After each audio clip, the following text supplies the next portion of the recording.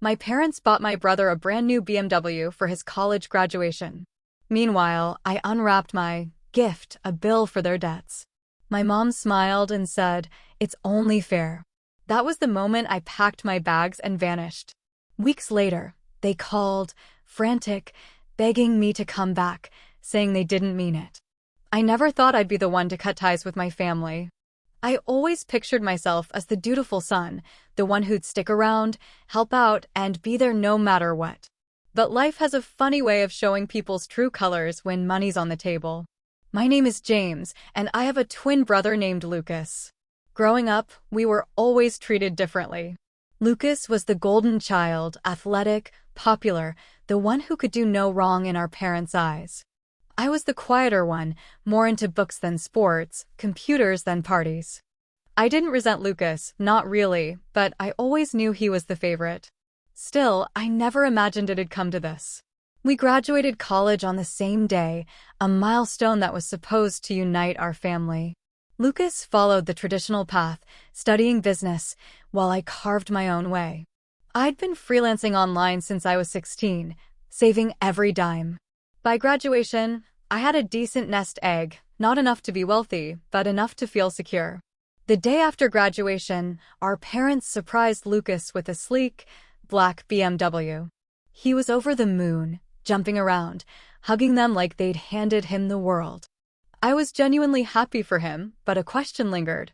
What about me? I didn't expect a car, that wasn't my thing. Maybe a watch, a note, or even a simple, "We're proud of you," would have sufficed.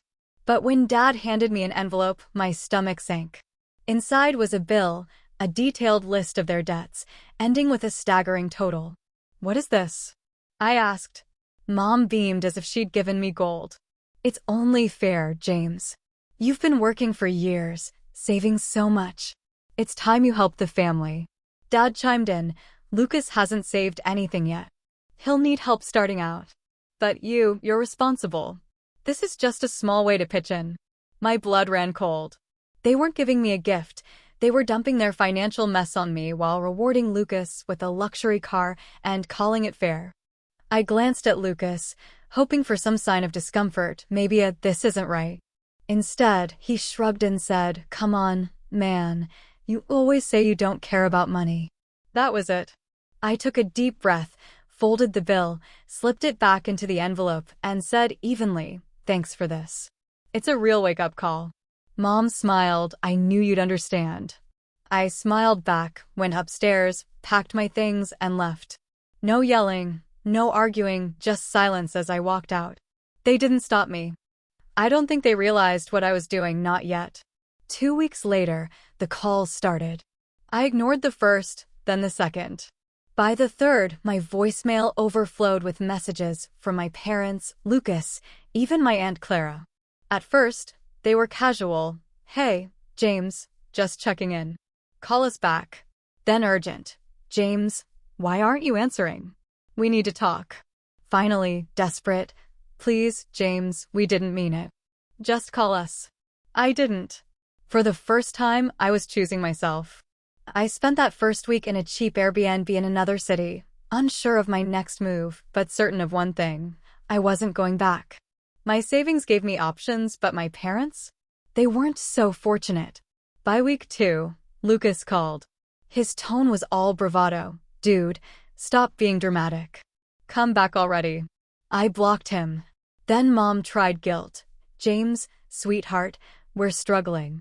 You've always supported us, can't you help a little?" That was rich, coming from the woman who'd smiled while handing me their debts. Then the panic hit.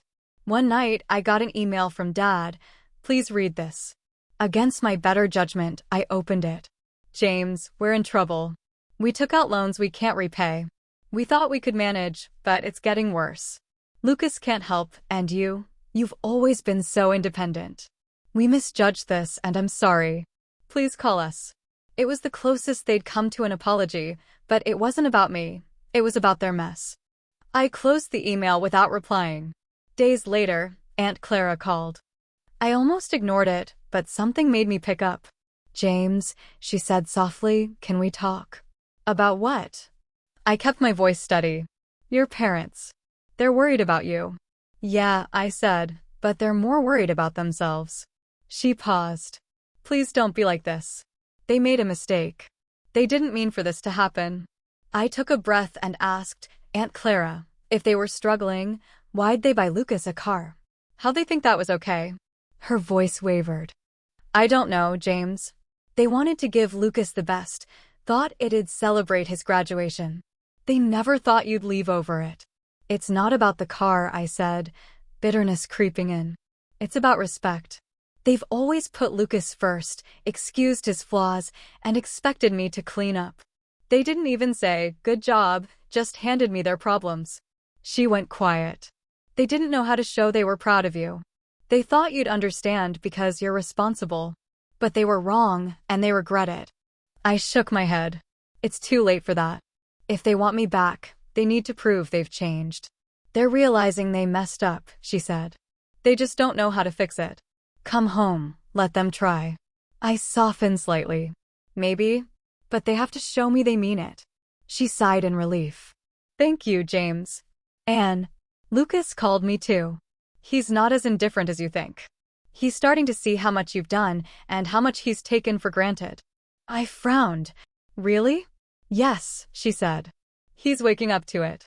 I wasn't sure I believed her, but it planted a seed of doubt. Days later, my phone buzzed with an unfamiliar number. James, it's Lucas. His voice trembled. I'm sorry, man. Things got worse. My heart sank, but part of me felt grim satisfaction. What happened? He hesitated. Mom and Dad, they didn't listen. I tried talking to them, but they're stubborn. They had to sell the car. They sold the BMW? I repeated, my tone icy.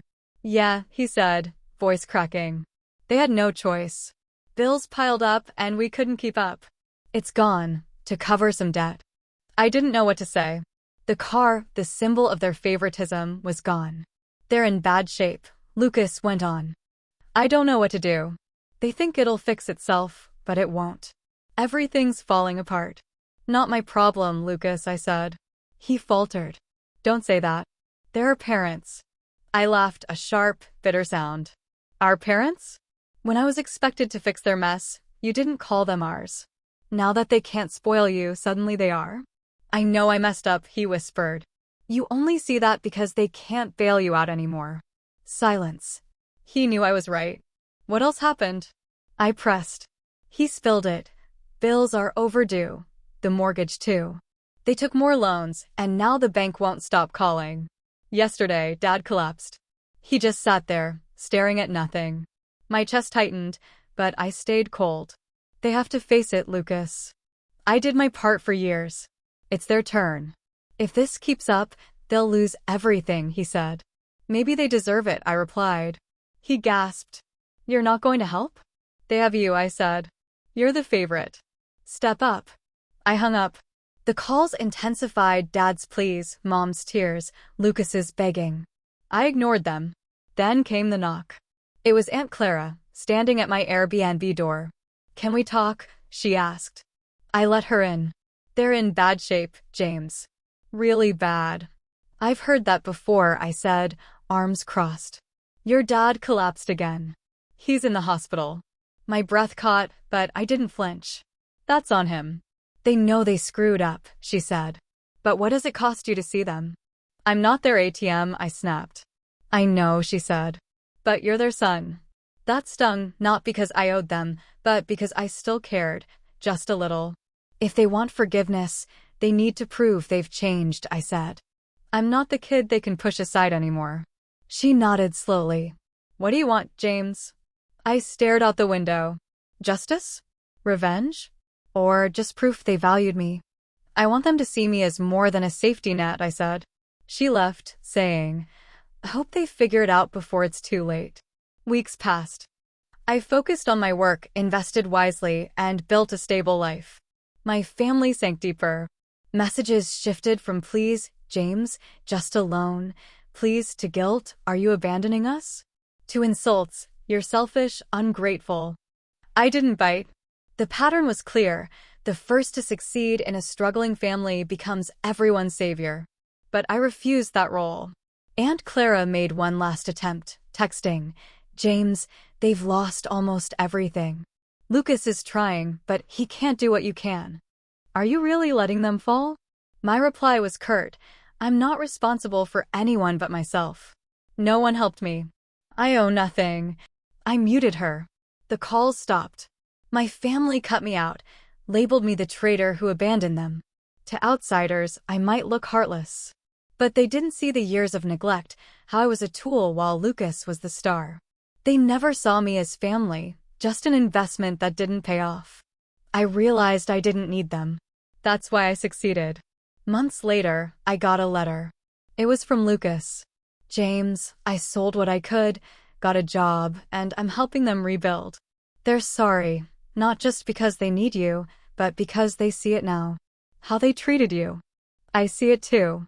If you ever want to talk, I'm here. I set it down, feeling a flicker of something closure, maybe. I didn't write back, but I didn't burn it either. I'd built my life, free of their weight. And that was enough.